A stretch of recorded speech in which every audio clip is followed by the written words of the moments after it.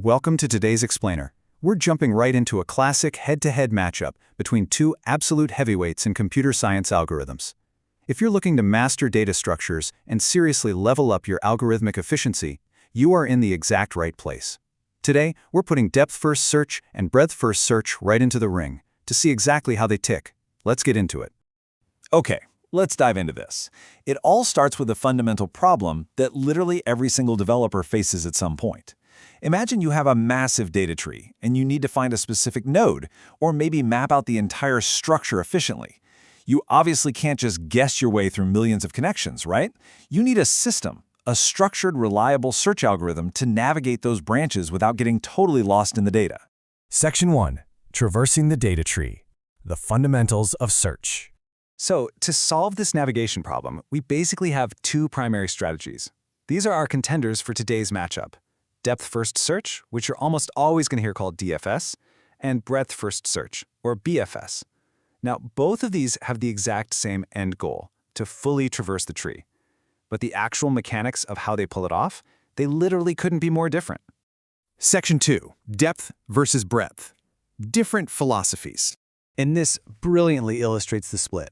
On one side, we have DFS, which basically just wants to go deeper into the leaves of the tree as fast as it humanly can. It aggressively dives straight down a branch. But on the totally opposite side, we have BFS. This strategy prefers to scan through the tree level by level, covering the surface area horizontally before it ever even thinks about moving downward. It's a completely opposing approach to tackling the exact same dataset. Let's break down the mechanics. DFS adopts depth as its absolute priority. You start from a root node and just push all the way down a single, continuous path until you hit a leaf at the very end. Only when you've totally exhausted that depth do you backtrack to explore another branch. And depending on exactly when you process the current node relative to its left and right children, this approach naturally breaks down into three variations: pre-order, in-order, and post-order traversal. Each of these variations keeps that core depth-first philosophy, but alters the exact sequence of data processing to suit different analytical needs. Breadth-first search, on the other hand, requires a whole lot more patience. Instead of diving straight down, we scan through the tree level by level. By following the order of height, strictly moving from top to bottom, BFS ensures that all nodes on a higher level are fully processed before we even touch the ones on the level below. It basically sweeps across the tree horizontally, making sure absolutely nothing is missed on the current tier before taking a single step vertically. Section 3. Time and space stats. The tale of the tape. So the crucial point here is when we look at pure time complexity, it's a dead tie. Both DFS and BFS lock in at big O of n. And the logic here is pretty straightforward, honestly. Regardless of whether you dive deep or scan wide, a complete traversal means you absolutely must visit all n nodes in the tree. Neither algorithm can magically skip data, right? They just process it in a different order. So the time scales linearly with the size of your data set either way. Space complexity, however, is where we start seeing their specific vulnerabilities. For DFS, the space complexity is tied to the height of the tree, so big O of h.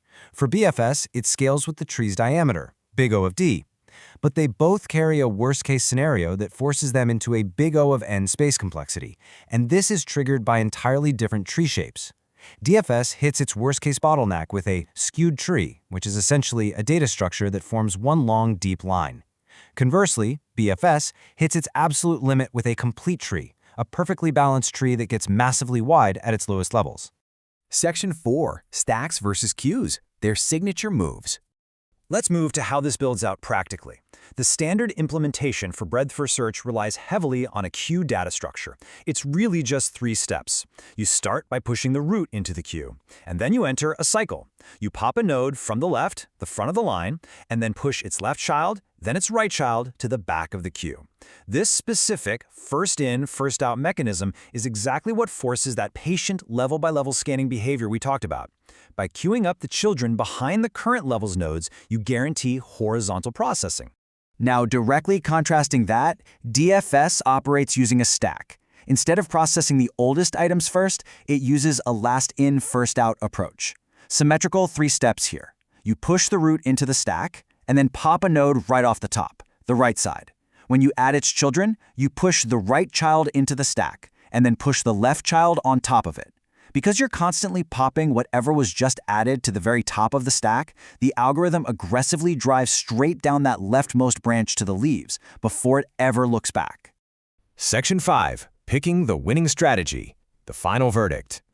So, all this brings us to the ultimate question. Which approach do you actually choose when you're sitting there staring at your code? It's a constant decision point. You have the data set, you know the mechanics of both algorithms, but you have to select the one that fits your specific problem.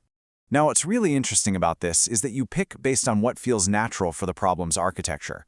For instance, if you need to return a list of the last elements from all levels of a tree, BFS is your native tool, because it already understands and maps data by levels.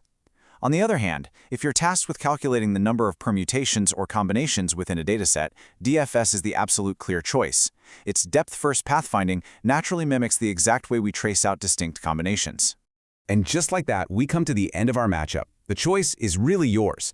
Next time you face a massive, complex data tree in your own projects, what's going to be your strategy? Will you grab a stack and aggressively dive down to the leaves with DFS? Or will you spin up a queue and patiently scan across the surface with BFS? Keep these tools in your back pocket, understand their specific strengths, and you'll be ready to tackle any data structure efficiently. Thanks for joining me on this explainer, and we'll catch you next time.